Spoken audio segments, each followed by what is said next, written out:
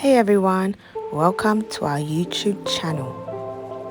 We are TLC Studio, and in this video you will see how we installed 30-inch tape-ins on 4C hair. As you can see, the hair is in its natural state, and in the next clip you will see how we blow dried the hair and roughly pressed it to get it to a straight state so that we can install the tape-ins on our client's hair.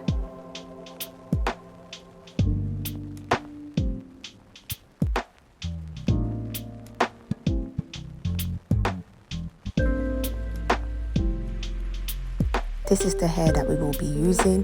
This hair was provided by our client, but we also supply taping extensions at TLC Studio. Please just message us on Instagram to make your orders.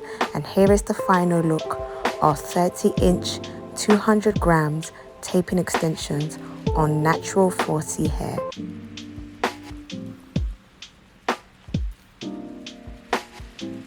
Follow us for more on TLC Studio. Don't forget to like, comment and subscribe.